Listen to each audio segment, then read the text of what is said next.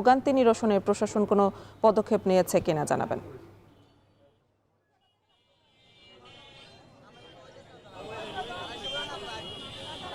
অটোরিকশার নগরী হিসেবে পরিচিত কুমিল্লার অন্যতম কারণ হচ্ছে যানজট যে ভোগান্তি সেটি ঈদকে ঘিরে সে ভোগান্তি আরও তীব্র আকার ধারণ করেছে। আমরা দেখেছি এই যে ঈদ ঘিরে মানুষের যে চাপ বেড়েছে, একই সঙ্গে বাসমান ব্যবসায়ী থেকে শুরু করে নানান ধরনের ব্যবসা বেড়েছে, সে সঙ্গে অটোরিকশার দৌরাত্ম্য বেড়েছে।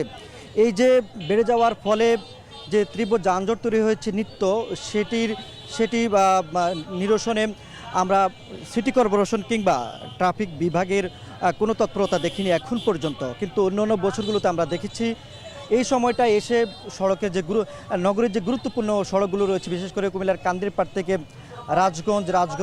রাজগঞ্জ থেকে চকবাজার, একই সঙ্গে কান্দিরপাড় থেকে পুলিশ লাইন্স এবং টমছম ব্রিজ ও রানীর বাজার, এই ধরনের সড়কগুলোতে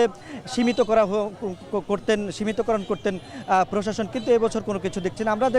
আমরা অবশ্যই ক্যামেরা দেখাচ্ছি যে এই যে আমরা যে জায়গাটা রয়েছে কান্দিরপাড় লিবার্টি চত্বর, এখানে সড়কের উপরে ফুটপাত, ভাসমান ব্যবসা একেবারে, আবার যেখানে যা মানুষ চলাচল করবে ফুটপাত, সেখানে আবার বিভিন্ন ধরনের কাপড় চোপড় বিক্রি করছেন ব্যবসায়ীরা।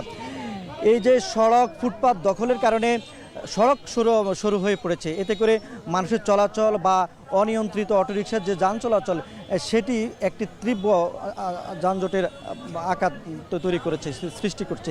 এতে আমরা দেখছি যে যারা ঈদে কেনাকাটা করতে আসছেন কুমিল্লা নগরীর বিভিন্ন শপিং মল এবং মার্কেটগুলোতে, তারা কিন্তু নারী শিশু নিয়ে খুব ভোগান্তির মধ্যে রয়েছেন। তো তাদের দাবি হচ্ছে এই যে গিঞ্জি এবং একটি যানজটে পরিণত হওয়া একটি সড়ক, এই সড়কে মানুষের স্বস্তির জন্য কে সেই দায়টা নিচ্ছেন, এটি তাদের প্রশ্ন। তবে তারা বলছেন যে সামনের দিনগুলোতে তারা যেন স্বস্তিতে কেনাকাটা করতে পারেন এবং সড়কে চলাচল করতে পারেন, সেই ব্যবস্থাটুকু করবেন সিটি কর্পোরেশন এবং ট্রাফিক বিভাগ। এটি নগরবাসী এবং ক্রেতাদের দাবি। তো এ ছিল কুমিল্লা থেকে সবশেষ। কুমিল্লার যানজট পরিস্থিতি নিয়ে জানাচ্ছিলেন।